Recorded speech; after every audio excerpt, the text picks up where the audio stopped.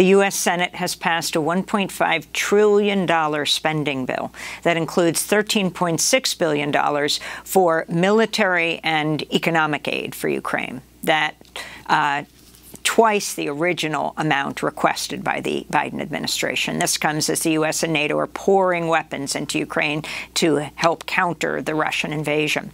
The New York Times recently reported the US and its allies sent 17,000 anti-tank weapons to Ukraine over a recent 6-day period.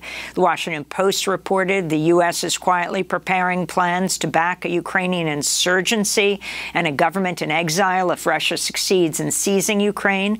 We're joined now by Andrew Bacevich, president and co-founder of the anti-war think tank Quincy Institute for Responsible Statecraft, retired colonel, Vietnam War veteran, professor emeritus of international relations and history at Boston University. His most recent pieces include one headlined, "U.S. Can't Absolve Itself of Responsibility for Putin's Ukraine Invasion." Professor Bacevich, let's begin there.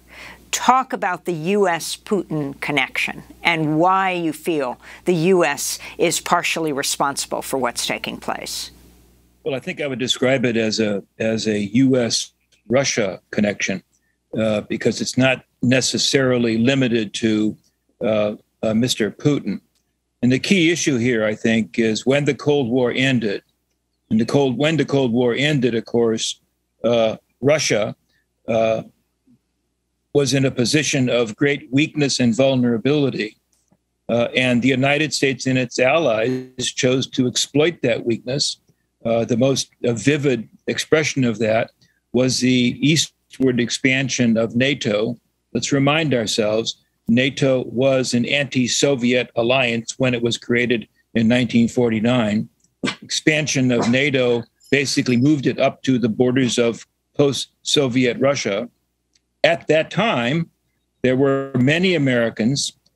George Kennan, the diplomat, would be perhaps the most prominent, that warned against NATO expansion as likely to cause us troubles down the road. We ignored those warnings, and I think that we're kind of in a chickens coming home to roost situation right here. Putin has, I am not a Putin apologist, and he's the principal cause of this catastrophe that we're experiencing. But Putin had been quite candid in warning that the eastward movement of NATO, and in particular the possibility of Ukraine joining NATO, constituted, from his perspective, a vital threat, a threat to vital Russian security interests. We ignored that. And I think to some degree, this terrible, unnecessary war is the result of that. Well, you know, you're not the only one who says this. One person who warned years ago about NATO expansion in Eastern Europe is William Burns, the current director of the CIA. He served as U.S. ambassador to Russia from 2005 to 2008. And in his memoir, The Back Channel, Burns wrote, quote, "Sitting at the embassy in Moscow in the mid-90s, it seemed to me that NATO expansion was premature at best and needlessly provocative at worst." And then in 1995, Burns wrote a memo saying, quote, "Hostility to early NATO expansion is almost universally felt across the domestic political spectrum here." He's talking about Russia. In another memo, Burns wrote, "Ukrainian entry into NATO is the brightest of all red lines for the Russian elite, not just Putin. In more than 2.5 years of conversations with key Russian players, from knuckle-draggers in the dark recesses of the Kremlin to Putin's sharpest liberal critics, I have yet to find anyone who views Ukraine and NATO as anything other than a direct challenge to Russian interests." Again, those the words of the current director of the Central Intelligence Agency, William Burns. Andrew Bacevich. Oh, so one would say that given that kind of warning from a very senior official, highly respected senior official, why did we go ahead and do it anyway? And I think there are two answers to that question. One is because Europeans so desperately wanted to join NATO and to join the EU, seizing their chance to have democracy, to have liberalism, to have the possibility of prosperity. And I think the other reason we did it, of course, apart from what I think is really kind of a deep-seated Russophobia that pervades many members of the American elite, was the belief at that time, that is to say back in the 1990s, the belief that Russia couldn't do anything about it. Russia was weak, Russia was disorganized, and therefore it seemed to be a low risk proposition to exploit Russian weakness to advance our objectives and also to advance the objectives of other European countries, most of which had either been part of the Soviet Union or had been Soviet satellites and saw the end of the Cold War as their chance to achieve freedom and prosperity. I don't blame the Lithuanians. I don't blame the Poles.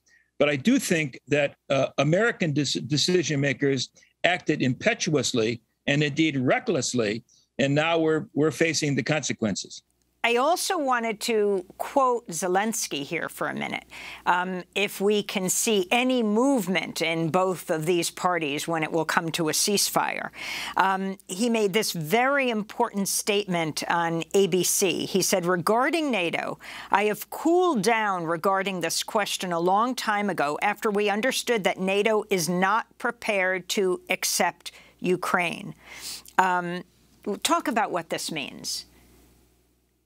Well, it's too bad people couldn't say that out loud before the war started. I think that was based Zelensky. On what I hear, pardon me? That was Zelensky himself, the president of Ukraine. Yeah, but had Zelensky said, had the Americans said, had NATO said out loud prior to the beginning of the war that we all collectively recognized that Ukraine is not going to be joining NATO anytime soon. If we're willing to put that in writing, then I would argue that it would be at least have been possible, not certain. It might have been possible to dissuade Putin from taking the course that he chose. Again, he chose the course. He's the perpetrator. He's the criminal. But nonetheless, I think a wiser handling of the NATO issue might have given Putin a way to avoid taking the terrible steps that he ended up taking. Finally, Andrew Bacevich, if you can explain the argument you make in your piece, headlined "The Ukraine Invasion is Nothing Compared to Iraq." I mean, you're a retired colonel. You're a Vietnam War veteran. You lost your son in Iraq. Explain your argument. Well, I don't, not for an instant, would I want to minimize the horrors that are unfolding in Ukraine today, and the deaths and the injuries inflicted on non-combatants. But let's face it, the numbers are minuscule compared to the number of people that died, were displaced, were injured as a consequence of the U.S. wars in Iraq and Afghanistan. The total number is, according to the Brown University Costs of War Project, the total number is somewhere in the vicinity of 900,000 deaths resulted from our invasion of Afghanistan and our invasion of Iraq. Now, I understand that Americans don't want to talk about that, don't want to remember that. The political establishment wants to move on from that. But there is, I think, a moral dimension to the present war, to the Ukraine war, that should cause us to be a little bit humble, reticent about pointing our fingers at other people.